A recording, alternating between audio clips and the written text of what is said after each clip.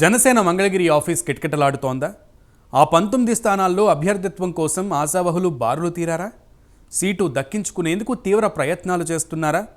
ఇంతకు టికెట్ పట్టే lucky leaders ఎవరు? Take a look.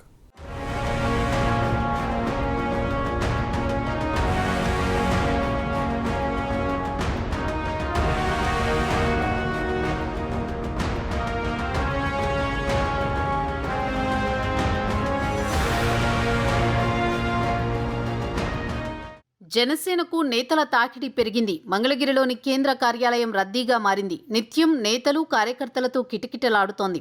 ఆశావహులు నేరుగా వచ్చి పవన్ను కలుస్తున్నారు. తమ అభ్యర్థిత్వాన్ని పరిశీలించాలని కోరుతున్నారు. తెలుగుదేశం జనసేన పొత్తుతో పోటీ చేస్తుండటంతో కూటమి భారీ విజయంతో అధికారంలోకి రావడం ఖాయమని రాజకీయ పరిశీలకులు చెబుతున్నారు. ఈ తరుణంలో కూటమి టికెట్ల కోసం ఆశావహులు పోటీ పడుతున్నారు.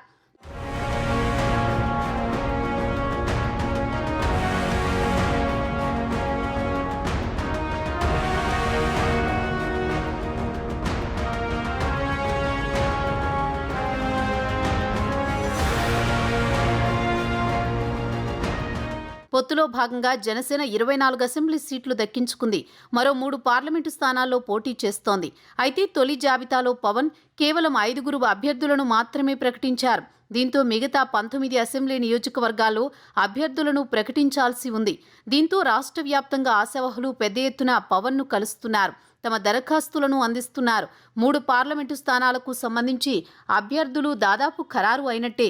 అయితే ఇంకా 19 అసెంబ్లీ స్థానాలకు సంబంధించి పవన్ అభ్యర్థులను ప్రకటించాల్సి ఉంది. ఇప్పటికే చంద్రబాబుతో నియోజకవర్గాలపై స్పష్టత తీసుకున్నట్టు సమాచారం. మరోవైపు బీజేపీ అధికారికంగా పొత్తులోకి రావడం ఆలస్యంగా మారుతుండటంతో జనసేన అభ్యర్థుల ప్రకటన ఆలస్యమవుతోంది. ఇప్పటికే టీడీపీ 94 మంది అభ్యర్థులను ప్రకటించిన సంగతి తెలిసిందే. బీజేపీ వస్తే మిగతా స్థానాలను 3 పార్టీలు ఒకేసారి ప్రకటించే అవకాశాలు కనిపిస్తున్నాయి.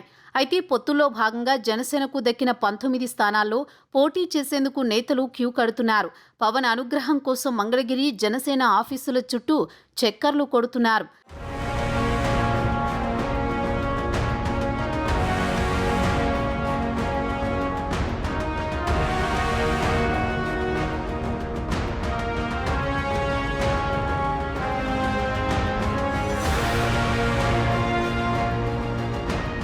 చాలా మంది నాయకులు జనసేన ఆశావహులుగా మారుతున్నారు. జనసేనాని ప్రకటించాల్సి ఉన్న 19 స్థానాల్లో అవకాశం కోసం పోటీ పడుతున్నారు.